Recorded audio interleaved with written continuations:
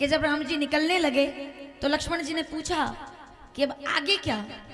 तब जो लोग कल नहीं सुन पाए होंगे मैं उनके लिए शुरू कर रही हूं। तब राम जी ने बड़ी प्यारी बात कही थी, लखन परिस्थिति कमजोर हो तो फर्क नहीं पड़ता, मनस्थिति कभी कमजोर नहीं होनी चाहिए। तो व्यक्ति जीत करके भी एक ऐसा विजय जगत के सामने रखता है, एक ऐसा चरित्र जगत के सामने रखते हैं जो युगों युगों तक दुनिया के लोगों को लिए मार्गदर्शन का काम करें। अगर राम जी अयोध्या के राजकुमार बनकर रहते तो आज हमें यहाँ सुनने के लिए कुछ नहीं मिलता। हम क्या सुनते हैं? राजकुमार होना बड़ी बात नहीं है, वनवासी होकर के उन लोगों तक पहुंचना जो अयोध्या तक नहीं जा सकते थे, राम उतरकर उन तक आए हैं कि जो मेरे तक नहीं आते मैं उतर जाता हूं। तब शंकर भगवान ने माता पार्वती को बताया कि जब राम जी निकले और एक पेड़ के नीचे भगवान बैठते हैं, आगे जाकर लक्ष्मण जी सामने बैठे हुए हैं, सब देख रहे हैं। माता सीता तीनों श्रृंगवेरपुर पहुंचे जाई, जो आज कथा का प्रसंग है। सीता सचिव सहित दो भाई श्रृंगवेरपुर पहुंचे जाई। सुमंत्र जी उनको छोड़ने के लिए आए हैं।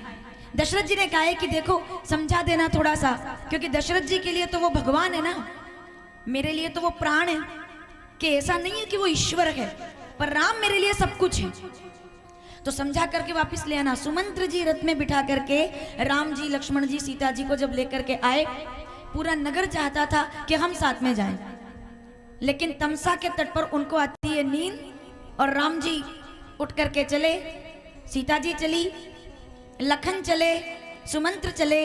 एक बात मैं कहना चाहूंगी, जो सोवत है वो और जो जागत है सो। मैंने हमेशा अपनी कथाओं में कहा है कि वैराग्य का मतलब त्यागना नहीं है, वैराग्य का मतलब समय पर जागना है, कि हमारा जागरण समय पर हो जाए, कि इस दुनिया में जो भी दिखाई दे रहा है वो सत्य नहीं है। भगवान के नाम से बड़ा जगत में कोई सत्य नहीं है, ये लक्ष्मण ने जाना। वो सोए नहीं, माता सीता पीछे पीछे चलने लगी, सुमंत्र पीछे चलने लगे। जितने लोग सोए उन्होंने 14 वर्षों के लिए राम जी को खो दिया। अब इस पर मैं आपसे आगे बात करूंगी। जब राम जी के साथ चले तो उनको नींद आ गई।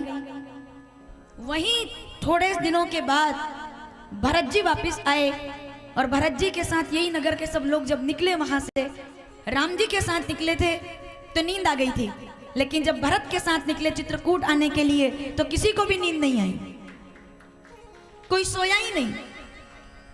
कितनी हैरानी की बात है, राम जी के साथ सो गए, राघवेंद्र सरकार के साथ जब थे तो सो गए। भरत जब साथ लेकर के निकले तो भरत जी ने कहा तमसा के तट पर, ये बड़ा प्यारा प्रसंग है, भरत जी ने कहा तमसा के तट पर थोड़ी देर आराम कर लो, बहुत दूर जाना है, थोड़ी देर आराम करो, बहुत दूर जाना है। तो अयोध्या के लोग क्या कहते हैं कि पिछली बार आराम किया था तो राम नहीं मिले थे, आराम से राम छूट जाता है। तो भरत जी महाराज ने ऐसा कहा जाता है कि जब कोई राम के साथ चले तो फिर भी माया की नींद आ सकती है, लेकिन अगर भरत जैसे सदगुरु के साथ चले तो सदगुरु आपको कभी सोने नहीं देंगे, वो जागरण करने का काम करते हैं। उठ जाग मुसाफिर भोर बही, अब रेन कहाँ जो, पूरा कीजिए मेरे साथ, जो सोवत है वो, जो जागत है सो। जिसका जागरण हुआ है जगत में पाने का अधिकारी वही